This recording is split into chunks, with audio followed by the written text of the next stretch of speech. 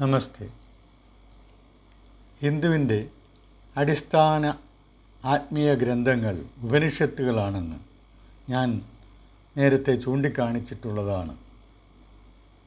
അതിൽ ദശോപനിഷത്തുകളെന്ന പ്രമുഖ ഉപനിഷത്തുകളും അതുപോലെ തന്നെ അതിനോട് തുല്യ പ്രാധാന്യം പുലർത്തുന്ന ശ്വേത അശ്വതര എന്ന ഉപനിഷത്തും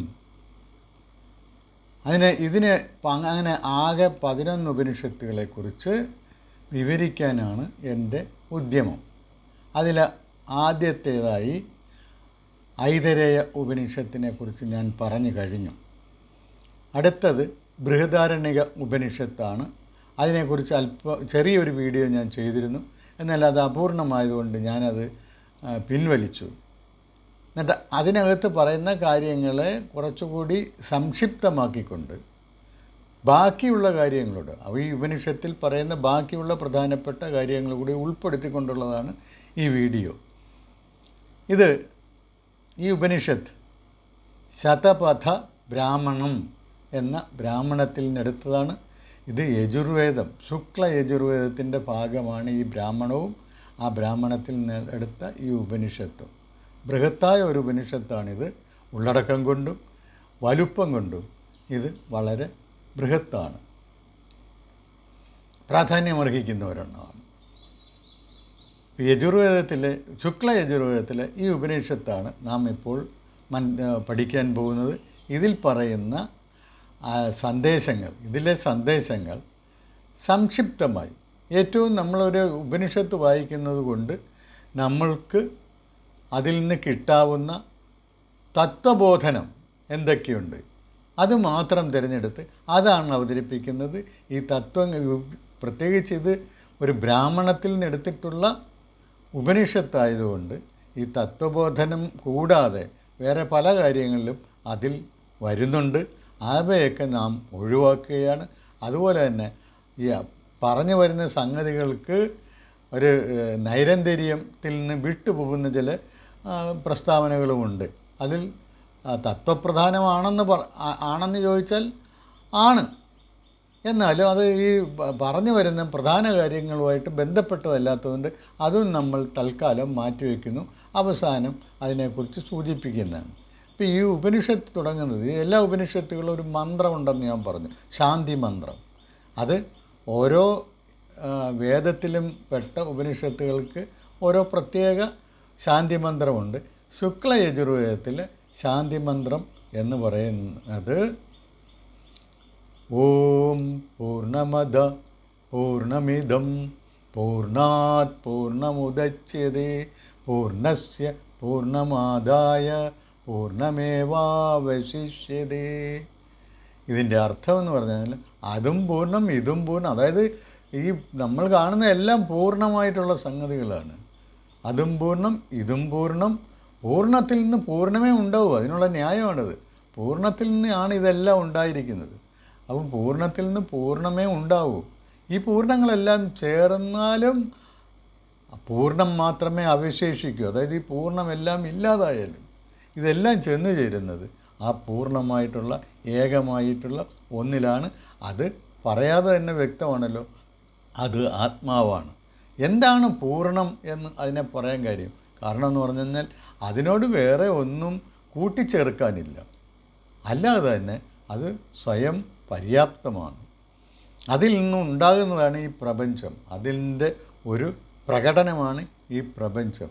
അതുകൊണ്ട് അതിൽ നിന്നുണ്ടാകുന്നതിലെല്ലാം ആ പൂർണ്ണത അടങ്ങിയിരിക്കുന്നു. അതായത് പൂർണ്ണമായത് ഉണ്ട്. അതിൻ്റെ ഉള്ളടക്കം എന്ന് പറയുന്നത് പൂർണ്ണതയാണ്, പൂർണ്ണമാണ്. അപ്പോൾ അതായത് ആത്മാവിൻ്റെ ഭൗതിക പ്രകടനങ്ങളാണ് ഈ പ്രപഞ്ചത്തിലെ എല്ലാ വസ്തുക്കളും.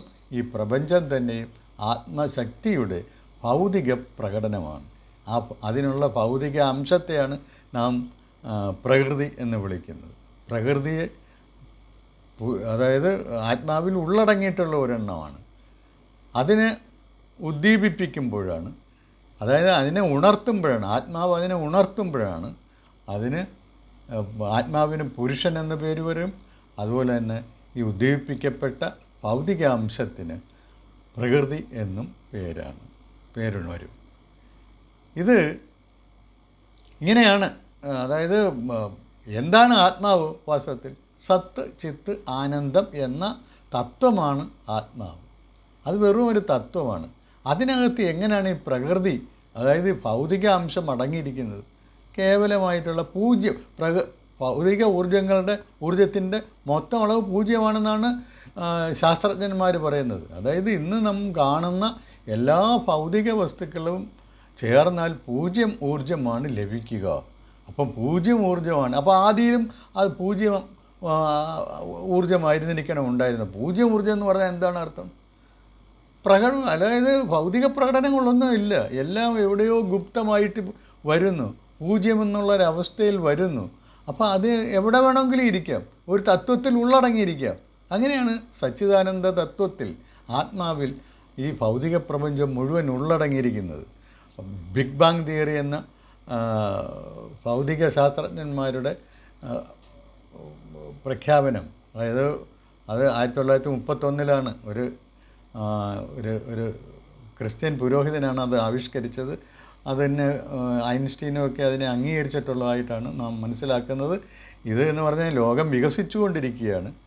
ആ വികസിച്ചുകൊണ്ടിരിക്കുന്ന ലോകം തീർച്ചയായിട്ടും ഒരു കാലത്ത് ആ വികാസം നിന്ന് അത് പൂർണ്ണാവസ്ഥയിൽ അത് സങ്കോചിക്കാൻ തുടങ്ങും. എന്നിട്ട് അത് ഒറ്റ ആറ്റത്തിലെത്തും, പ്രൈമീവൽ ആറ്റം. ആ ഒറ്റ ആറ്റത്തിലെത്തും എന്നുള്ളതാണ് ഈ ബിഗ് ബാങ് തിയറിയുടെ ഉള്ളടക്കം. എന്നിട്ടത് ഒരു പൊട്ടിത്തെറി പോലെ, ഒരു വിസ്ഫോടനം പോലെ അത് വീണ്ടും ഈ പ്രപഞ്ചം ഉരുത്തിരിഞ്ഞ് വന്നുകൊണ്ടിരിക്കും. ഇതുപോലെ തന്നെയാണ് ഈ ഉപനിഷത്തിലും പറയുന്നത്. അതായത് ഈ പ്രപഞ്ചം മുഴുവൻ സങ്കോചിച്ചെന്ന് പറഞ്ഞാൽ ഇത് മുഴുവൻ പിൻവലിക്കപ്പെട്ട് ഒന്നുമില്ലാത്ത ഒരവസ്ഥയിലേക്കാണ് ആദ്യം എത്തുക. ഒന്നുമില്ലാത്ത ഒരവസ്ഥയിലാണ് ഇതെല്ലാം തുടങ്ങുന്നത്. എന്നിട്ട് കുറേ നാൾ ഇതുപോലൊക്കെ നിന്നിട്ട് തീർച്ചയായിട്ടും അത് പിൻവലിക്കപ്പെട്ട് കഴിഞ്ഞാൽ ഭൗതിക ഊർജം പൂജ്യമായി മാറും. പൂജ്യമായി മാറിയാൽ അതിൻ്റെ അർത്ഥം ഈ തത്വത്തിൽ അതെല്ലാം ചെന്ന് അടങ്ങിയിരിക്കും. വേറെ ഈ ഭൗതിക വസ്തുക്കളുടെ എല്ലാം ഫോമുല, അല്ലെങ്കിൽ ജീവികളുടെ എല്ലാം ജീനോം സീക്വൻസസ്, അതെല്ലാം ഈ തത്വത്തിൽ അടങ്ങിയിരിക്കും. അതൊക്കെ അടങ്ങുന്നതിന് പ്രത്യേകിച്ച് സ്ഥലമൊന്നും വേണ്ടല്ലോ. അത് ആ ഒരു തത്വമായിട്ട് തന്നെ അത് ഈ സച്ചിദാനന്ദ തത്വത്തിൽ, അതായത് ആത്മാവിൽ ഉള്ളടങ്ങിയിരിക്കും. അതാണ് പിന്നീട് ആത്മാവ് പുറത്തേക്ക് പ്രകടിപ്പിക്കുന്നത്. അതെങ്ങനെയാണ് പ്രകടിപ്പിക്കുന്നത്? തീർച്ചയായിട്ടും ഈ പൂജ്യം ഊർജം എങ്ങനെയാണ് ഈ പ്രപഞ്ചമായി മാറിയത്? തീർച്ചയായിട്ടും അത് ഒരു പോസിറ്റീവും നെഗറ്റീവും ആയിട്ടും രണ്ടായിട്ടും മാറി തുല്യ അളവിലുള്ള പോസിറ്റീവും നെഗറ്റീവുമായി മാറുമ്പോൾ ആറ്റമാകുന്നു. ആറ്റങ്ങൾ അങ്ങനെ നിരവധി ആറ്റങ്ങളുണ്ടാകുന്നു, പുതിയ വസ്തുക്കളുണ്ടാകുന്നു. അങ്ങനെ ഈ പ്രപഞ്ചം രൂപപ്പെടുന്നു. അതുപോലെ തന്നെയാണ് ആയിരിക്കണമല്ലോ ഈ ഉപനിഷത്തിലും പറയുന്നത്. അതേ കാര്യം തന്നെയാണ്. അത് ഉപനിഷത്ത് തുടങ്ങുന്നത് തന്നെ ഈ പ്രപഞ്ചത്തിൻ്റെ ആദിമാവസ്ഥയെക്കുറിച്ച് സൂചിപ്പിച്ചുകൊണ്ടാണ്. എന്താണ് ആ ആദിമാവസ്ഥയെക്കുറിച്ച് ഈ ഉപനിഷത്ത് പറയുന്നത്? ഇവിടെ മൃത്യുവാണ് ആദിയിൽ ഉണ്ടായിരുന്നതെന്ന്. അതായത് എല്ലാത്തിനെയും വിഴുങ്ങുന്നത് എന്തോ അതാണ് മൃത്യു എന്ന് ഈ ഉപനിഷത്ത് വിശദീകരിക്കുന്നുണ്ട്. എല്ലാത്തിനെയും വിഴുങ്ങുന്ന വിശപ്പാണ് മൃത്യു. അപ്പോൾ ആ എല്ലാത്തിനെയും വിഴുങ്ങിക്കൊണ്ടിരിക്കുന്ന അവസ്ഥയായിരുന്നു ആദ്യം ഈ ഉണ്ടായിരുന്നതെന്ന് ഈ ഉപനിഷത്ത് പറയുന്നത്. ആ അവസ്ഥയിൽ നിന്നാണ് ഈ ഉപനിഷത്ത് തുടങ്ങുന്നത്. എല്ലാത്തിനെയും വിഴുങ്ങിക്കൊണ്ടിരിക്കുക. അതായത് നമ്മൾ ബ്ലാക്ക് ഹോൾ എന്നൊക്കെ കേട്ടില്ല, അവിടെ അത് തന്നെയാണ് സംഭവിക്കുന്നത്. അതുപോലെ ലോകത്തിൻ്റെ അവസാനം, പ്രപഞ്ചത്തിൻ്റെ അവസാനം എന്ന് പറയുന്നത് എല്ലാ പ്രപഞ്ച വസ്തുക്കളെയും ആഗിരണം ചെയ്യുന്നു, ഉള്ളിലേക്ക് വലിക്കുന്നു. ഈ പ്രപഞ്ച വസ്തുക്കളെല്ലാം അപ്രത്യക്ഷമാകുന്നു. അപ്പോൾ ഈ ശാസ്ത്രജ്ഞന്മാർ ഇന്ന് പറയുന്ന പോലെ പൂജ്യമായിട്ടുള്ള ഭൗതിക ഊർജത്തിൻ്റെ പൂജ്യമായിട്ടുള്ളൊരവസ്ഥയിലേക്ക് ചെന്നെത്തുന്നു. ബിഗ് ബാങ് തിയറി ഒറ്റ ആറ്റത്തിലേക്ക് ചെന്നെത്തുമെന്ന് പറയുമ്പോൾ പിന്നീടാണ് ഇത് ഒറ്റ ആറ്റമല്ല, ഇതിൻ്റെ മൊത്തം അളവ് പൂജ്യമാണ്. അപ്പം പിന്നെ ഒറ്റ ആറ്റത്തിൽ ചെന്ന് നിൽക്കേണ്ട കാര്യമില്ലല്ലോ. അത് നമുക്കിപ്പോൾ ആലോചിക്കാവുന്ന കാര്യമാണ്. അത് ബിഗ് ബാങ് തിയറിക്കാരന് അന്ന് ആലോചിക്കാൻ പറ്റത്തില്ലായിരുന്നു. ഇന്ന് നമുക്കത് ആലോചിക്കാം. അത് തന്നെയാണ് ഉപനിഷത്തിനകത്ത് പറഞ്ഞത്. എല്ലാം വിഴുങ്ങുകയാണ്, എല്ലാം വിഴുങ്ങുന്ന വിശപ്പാണെന്ന് പറയുന്നതിനർത്ഥം അത് തീർച്ചയായിട്ടും ഈ ആത്മീയ ഗ്രന്ഥങ്ങളിൽ പറയുമ്പോൾ അതിൻ്റേതായ ചില പ്രത്യേക ശൈലികളിലായിരിക്കും പറയുന്നതെന്നുള്ളതേ ഉള്ളൂ. നമ്മൾ ഇന്ന് ഈ 21-ാം നൂറ്റാണ്ടിൽ നിന്നുകൊണ്ട് നമ്മൾ ചെയ്യേണ്ടതെന്ന് പറഞ്ഞു കഴിഞ്ഞാൽ നമ്മൾ ഇന്നത്തെ ശാസ്ത്ര അവബോധം വെച്ചുകൊണ്ട് ആ പ്രഖ്യാപനങ്ങൾ, ഉപനിഷത്ത് പ്രഖ്യാപനങ്ങൾ കാണണം, വ്യാഖ്യാനിക്കണം. ഞാനിവിടെ ചെയ്യുന്നത് അതാണ്. ഞാൻ ഇവിടെ സ്വാമിമാരുടെയോ ആചാര്യന്മാരുടെയോ ഒന്നും ഈ ദൈവശാസ്ത്രപരമായ വ്യാഖ്യാനങ്ങളെയല്ല ആശ്രയിക്കുന്നത്. ഞാൻ പുതിയ രീതിയിൽ അത് കാണാൻ ഉദ്ദേശിക്കുന്നു. ശാസ്ത്ര അവബോധത്തോടുകൂടി 21-ാം നൂറ്റാണ്ടിലെ ശാസ്ത്ര അവബോധത്തോടു കൂടിയാണ് ഞാൻ ഉപനിഷത്ത് തത്വങ്ങൾ സമീപിക്കുന്നത്. അപ്പോൾ അതാണ് ഈ മൃത്യുവാണ് ആദിയിലുണ്ടായിരുന്നതെന്ന് പറയുമ്പോൾ സാധാരണ ഈ ദൈവശാസ്ത്രപരമായ വ്യാഖ്യാനക്കാർക്ക് മനസ്സിലാക്കാൻ വലിയ പ്രയാസമാണ്. എന്നാൽ ഇങ്ങനെ സിമ്പിളായിട്ട് പറഞ്ഞു കഴിഞ്ഞാൽ ആർക്കും മനസ്സിലാകും. അതായത് ഈ ബ്ലാക്ക് ഹോൾ പോലെ അല്ലെങ്കിൽ പ്രപഞ്ചത്തിൻ്റെ അവസാനം പോലെ എല്ലാം സങ്കോചിക്കുകയല്ല, എല്ലാം ഓരോന്നോരോന്ന് എല്ലാം കൂടി ഒരു വലിയ ശക്തിയിലേക്ക് വലിക്കപ്പെടുകയാണ്. അപ്പം പൂജ്യം ഊർജാവസ്ഥയിലേക്ക് മാറുന്നു. ആ പൂജ്യാവസ്ഥയ്ക്ക് അതിനകത്ത് സച്ചിദാനന്ദ ഒരു തത്വത്തിലിരിക്കുന്നതിന് ഒരു ബുദ്ധിമുട്ടുമില്ല. ഇതാണ് ആദ്യമുള്ള അവസ്ഥ. അപ്പം ഇങ്ങനെ വലിക്കുന്ന ശക്തി ഏതാണ്? മൃത്യുവാണ് ഉണ്ടായിരുന്നെന്ന് പറഞ്ഞു. മൃത്യുവിൻ ആരുടെ രൂപമാണ് മൃത്യു എന്ന് പറയുന്നത്? അവിടെ അത് ആത്മാവിൻ്റെ രൂപമാണ്.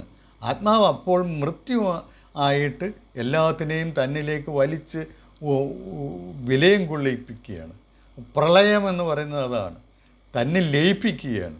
അവസാനം ഈ ആത്മാവ് പുതിയ സൃഷ്ടിക്കൊരുങ്ങുമ്പോൾ അത് ഈ തന്നിലടങ്ങിയിരിക്കുന്ന ഈ ശക്തിയെ അത് വീണ്ടും ഉദ്ദീപിക്കുന്നു, അതിനെ ഉണർത്തുന്നു.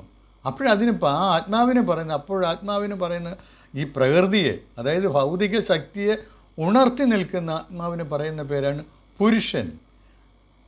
ഈ ഉണർത്തപ്പെട്ട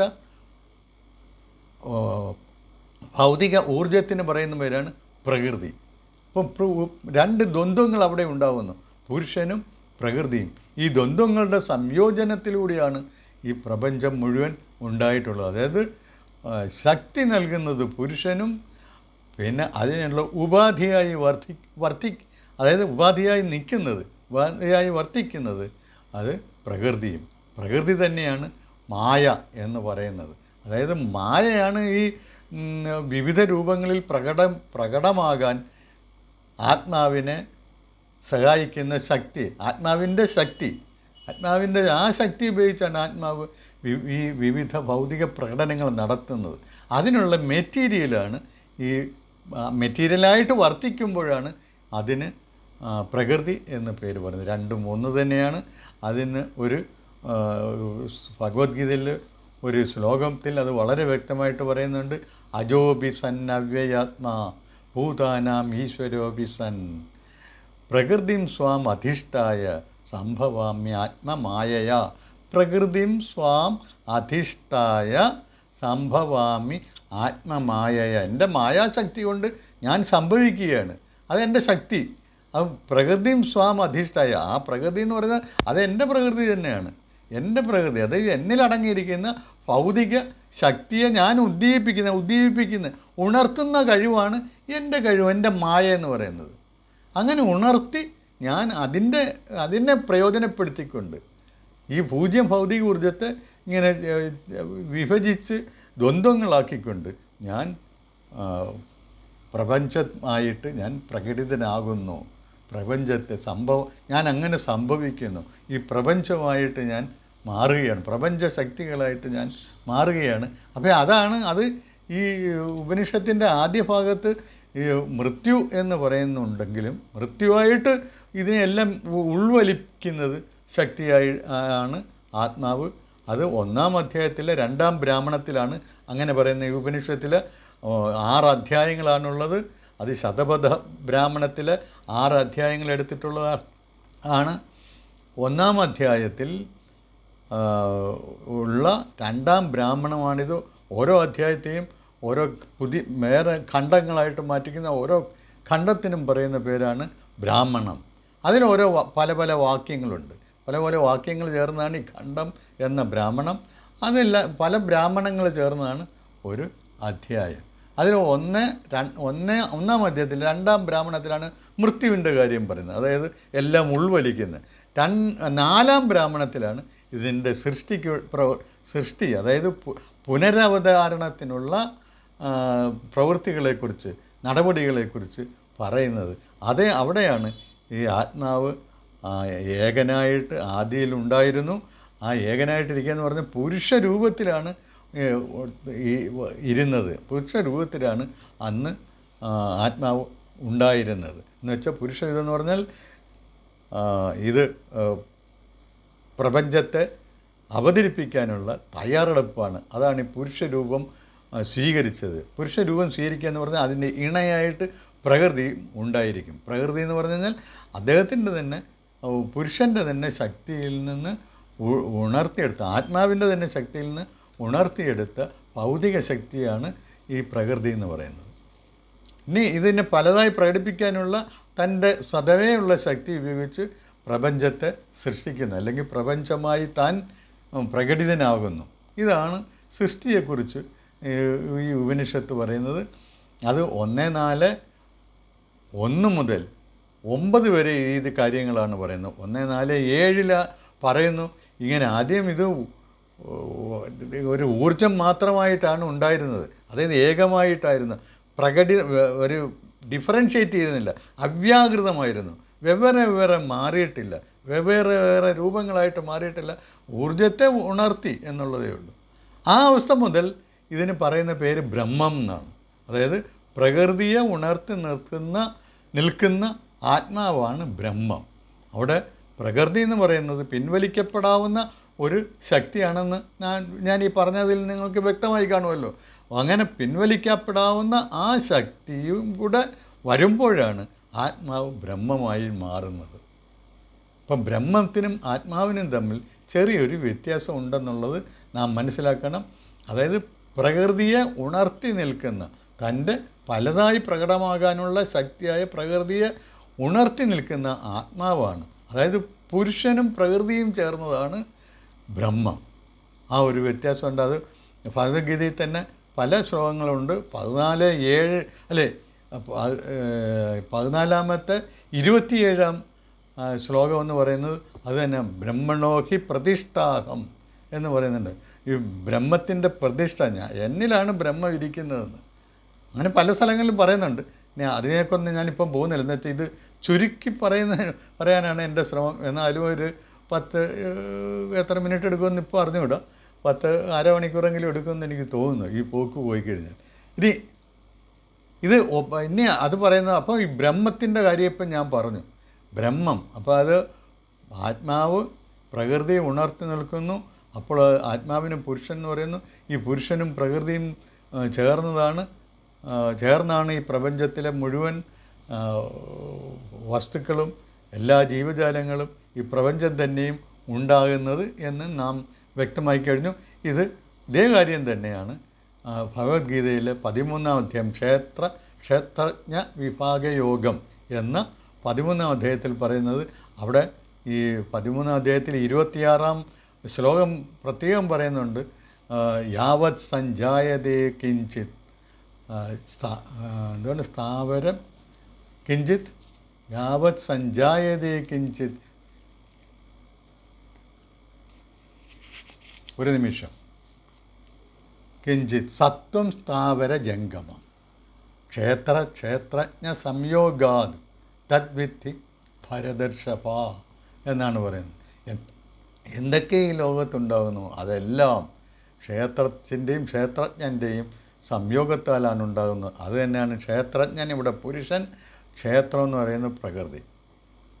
ഇനി അടുത്ത കാര്യം, അപ്പം ഈ ക്ഷേത്രവും ക്ഷേത്രജ്ഞനും ചേർന്നതാണ് ബ്രഹ്മം എന്ന് പറയുന്നത്. ഈ ബ്രഹ്മം ഇത് ബ്രഹ്മമായിട്ട് മാറിയപ്പോൾ അത് സ്വയം ചിന്തിക്കുകയാണ്. അഹം ബ്രഹ്മാസ്മി, സ്വയം കാണുകയാണ്. അഹം ബ്രഹ്മാസ്മി, ഞാൻ ബ്രഹ്മമാകുന്നു.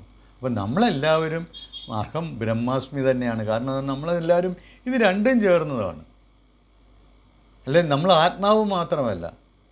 അപ്പോൾ അങ്ങനെയാണെങ്കിൽ സോഹം അസ്മി, സ അഹം അസ്മി എന്ന് വേണം നമ്മൾ പറയുന്നത്. സ എന്ന് പറഞ്ഞു കഴിഞ്ഞാൽ പുരുഷനെ അല്ലെങ്കിൽ ആത്മാവിനെയാണ് പറയുന്നത്. പുരുഷനെ പറയുമ്പോൾ പുല്ലിംഗത്തിലാണ്, ആത്മാവിനെ പറയുമ്പോൾ എപ്പോഴും പുല്ലിംഗത്തിലാണ് പറയുന്നത്. പുരുഷൻ അല്ലെ ബ്രഹ്മം എന്ന് പറയുമ്പോൾ ഒരു പുരുഷനുമുണ്ട് സ്ത്രീയുമുണ്ട്. സ്ത്രീ എന്ന് പറയുന്നത് പ്രകൃതിയുണ്ട്.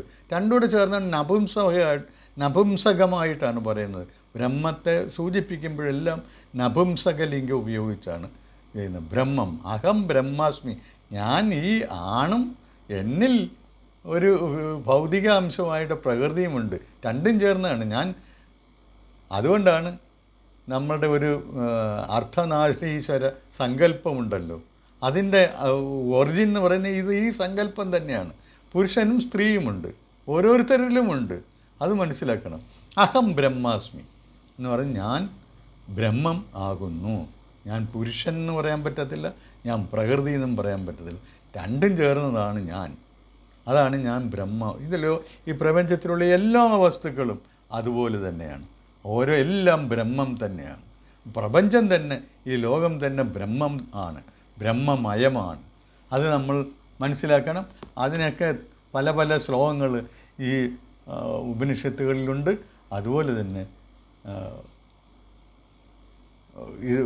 ഗീതയിലുമുണ്ട്.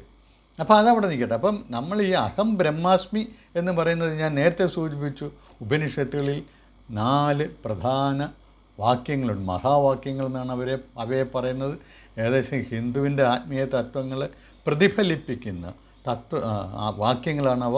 അതുകൊണ്ടാണ് അതിൽ ഒരെണ്ണം ഞാൻ നേരത്തെ പറഞ്ഞു കഴിഞ്ഞു. ഐതരേയ ഉപനിഷത്തിൽ പറഞ്ഞു പ്രജ്ഞാനം ബ്രഹ്മ എന്ന്. പ്രജ്ഞാനമാണ്, അറിവാണ്. അറിവെന്ന് പറഞ്ഞാൽ ഇതിനെക്കുറിച്ചുള്ള ഈ പ്രപഞ്ചത്തെ എല്ലാം ഒരു അറിവായിട്ട് കാച്ചി കുറുക്കി ഒരിടത്ത് വെച്ചിരിക്കുന്ന ഈ അറിവിൽ നിന്ന് എടുത്തപ്പോൾ നമ്മുടെ അതിൻ്റെ ജീനമുണ്ട്, അതുപോലെ തന്നെ വസ്തുക്കളുടെ ഫോമുലായും ഉണ്ട്. അതെല്ലാം വെച്ച് അതിൻ്റെ മെറ്റീരിയൽ കൂടെ ചേർത്താൽ മതി, അപ്പം പ്രപഞ്ചമായി. അതുകൊണ്ടാണ് അറിവാണ് ബ്രഹ്മം എന്ന് പറയാൻ കാര്യം എന്നാണ്. അപ്പോൾ അത് അവിടെ അറിവാണ് ബ്രഹ്മമെങ്കിൽ ഓരോരുത്തരും നമ്മൾ ബ്രഹ്മം തന്നെയാണ്. ഈ പ്രപഞ്ചം തന്നെ ബ്രഹ്മമാണ്.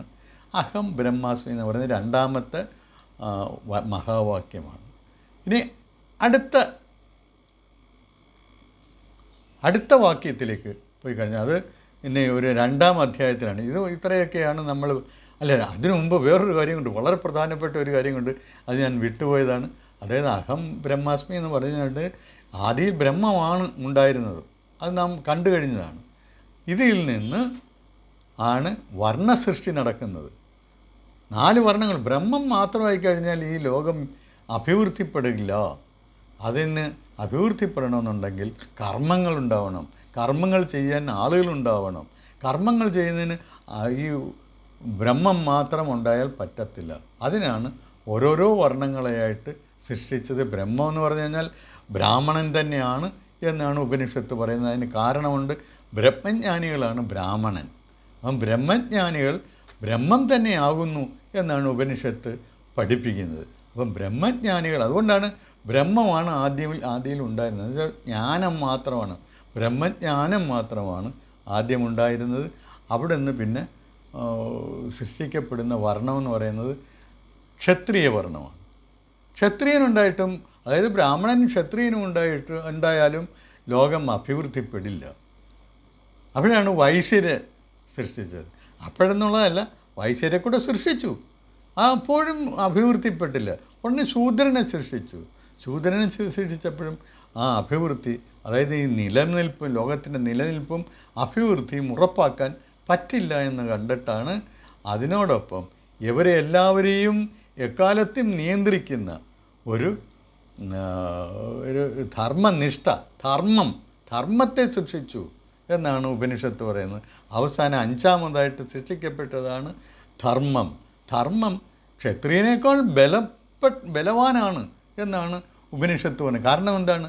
ഏറ്റവും അബലനായിട്ടുള്ള ഒരാളെ പോലും ബലവാനാക്കി തീർക്കുന്നതാണ് ധർമ്മം എന്ന് പറയുന്നത്. അപ്പം ധർമ്മമാണ് ഈ 4 വർണ്ണങ്ങളെയും നിയന്ത്രിക്കുന്ന, നയിക്കുന്ന നിയമങ്ങൾ. ആ നിയമങ്ങൾ അടങ്ങിയതാണ്. എന്തിനുള്ള നിയമങ്ങൾ?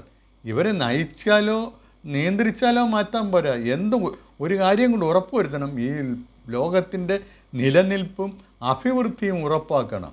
അതിനുള്ള നിയമങ്ങളാണ് ധർമ്മം.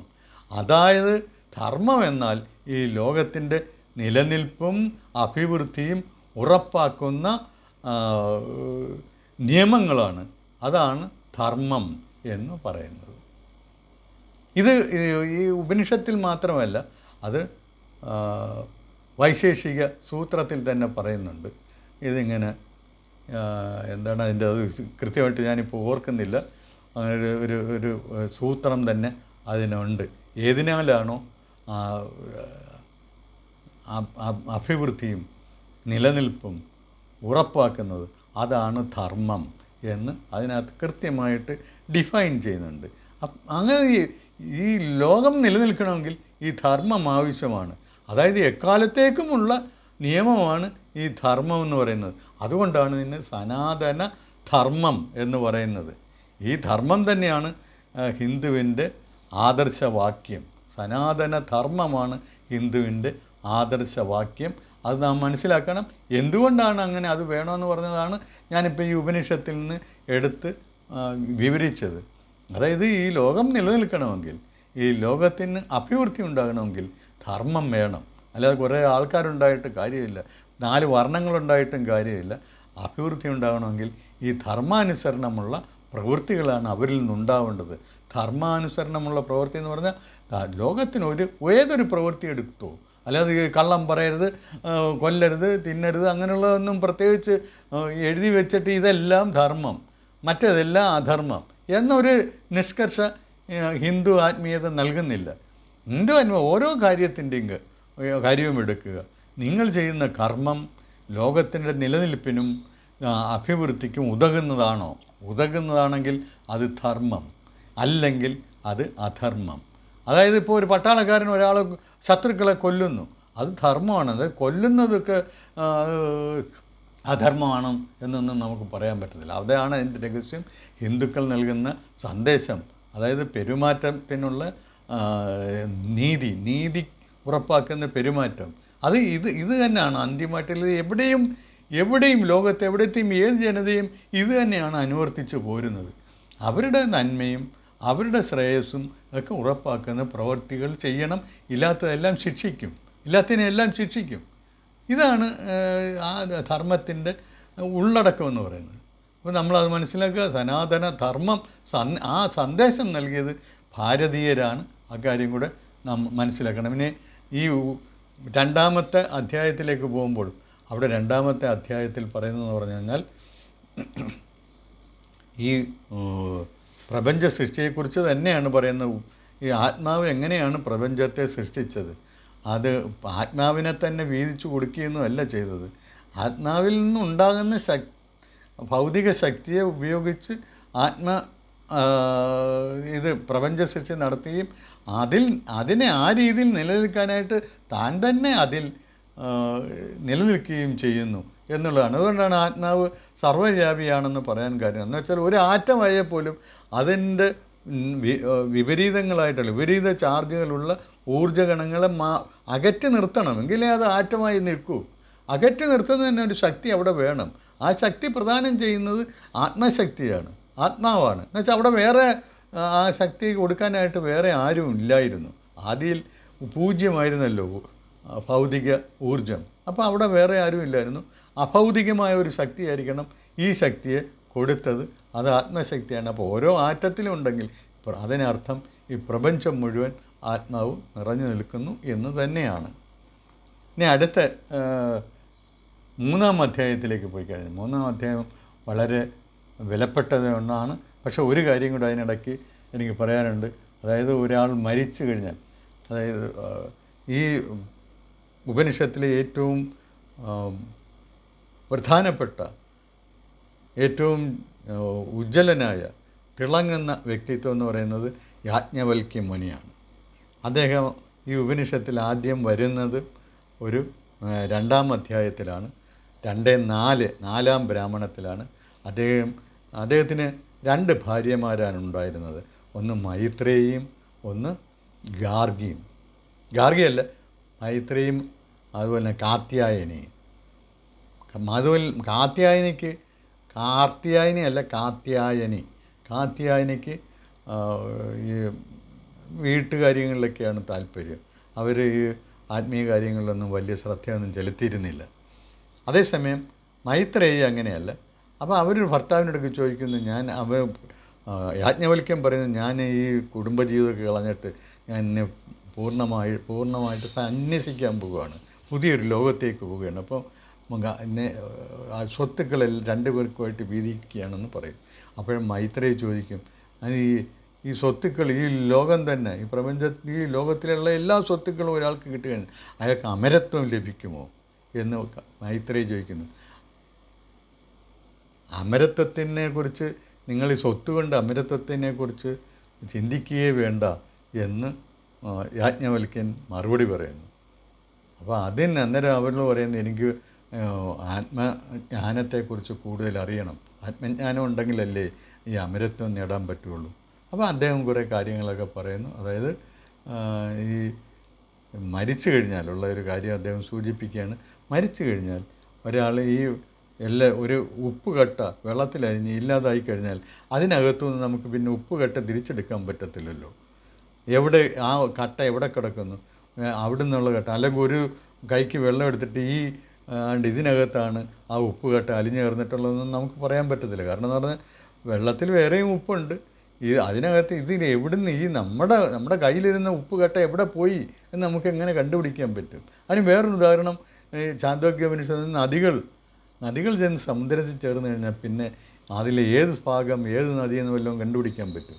അതുപോലെയാണ് മനുഷ്യൻ മരിച്ചു കഴിഞ്ഞാൽ അവന് പഞ്ചഭൂതാത്മകമാണല്ലോ മനുഷ്യ ശരീരം, പഞ്ചഭൂതങ്ങളായിട്ട് മാറിക്കഴിഞ്ഞാൽ പിന്നെ ഇയാളുടെ ഇയാൾ ആരാണ് എന്ന് എവിടെയാണ് കണ്ടുപിടിക്കുക?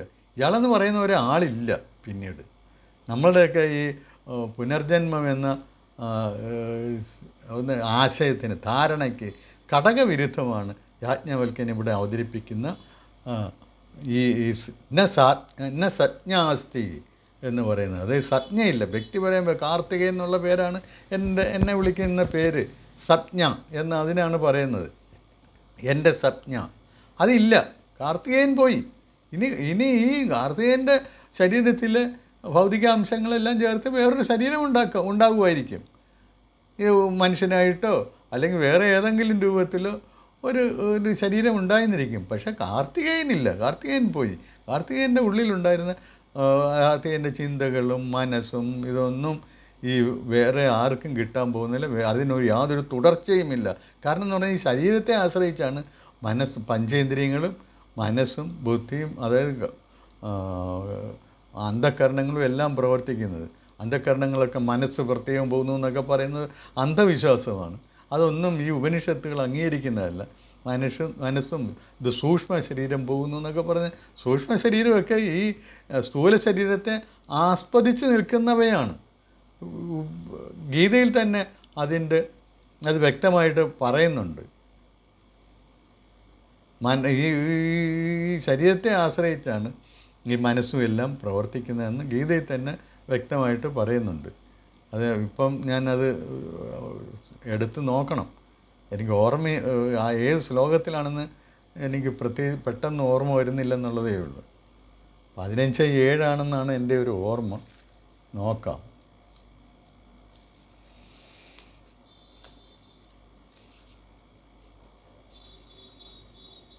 മമൈവാംശോ ജീവലോകേ ജീവഭൂത സനാതന മനഃഷഷ്ടാനി ഇന്ദ്രിയാണി പ്രകൃതിസ്ഥാനി കർഷതി.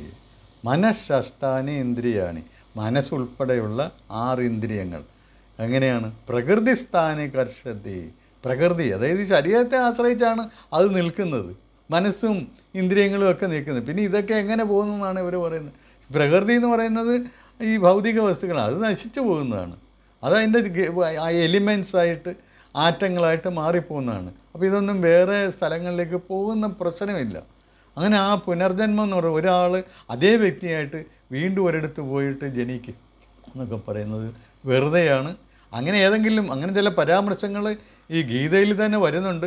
അതൊക്കെ നമ്മൾ ആ രീതിയിൽ എടുക്കരുത്, വാച്യാർത്ഥത്തിൽ എടുക്കരുത് എന്നുള്ളതാണ്. പിന്നെ മരണം എന്ന് പറയുന്നത് നമ്മളിപ്പോൾ ഈ ഉപനിഷത്തിൻ്റെ ആദ്യ ഭാഗത്ത് കണ്ടു. അതായത് വിശപ്പാണ് മൃത്യു എന്ന് പറഞ്ഞു. വിശപ്പാണ് മൃത്യു എന്നുള്ളതിന് കുറച്ചുകൂടി വിപുലീകരിച്ച് ഇതേ ഉപനിഷത്തിലും പിന്നെ കഠോപനിഷത്തിലുമൊക്കെ പറയുന്നുണ്ട്. അതായത് കാമങ്ങളാണ് ഈ കാമങ്ങളാണ് നമ്മളെ ബന്ധനസ്ഥരാക്കുന്നത്. കാമങ്ങളാണ് നമ്മൾ ഈ മരണം, കാമങ്ങൾക്ക് കീഴ്പ്പെടുന്നതാണ് മരണം എന്ന് വ്യക്തമായിട്ട് പറയുന്നുണ്ട്. കാമങ്ങളെ നമ്മൾ മനസ്സിൽ നിന്ന് ഒഴിവാക്കി കഴിഞ്ഞാൽ നമ്മൾ അമരരായിത്തീരും എന്നാണ് കഠോപനിഷത്ത് പറയുന്നത്. ഈ ഉപനിഷത്തിൽ തന്നെ അത് വരുന്ന അധ്യായങ്ങളിൽ കൃത്യമായി പറയുന്നുണ്ട്. അപ്പം ഇനി ഈ 3-ാം അധ്യായത്തിലേക്കാണ് നാം കടക്കുന്നത്. ഈ 3-ാം അധ്യായം വളരെ പ്രധാനപ്പെട്ട ഒന്നാണ്. നമുക്ക് അത് മറ്റൊരു എപ്പിസോഡിൽ കാണാം. നന്ദി, നമസ്കാരം.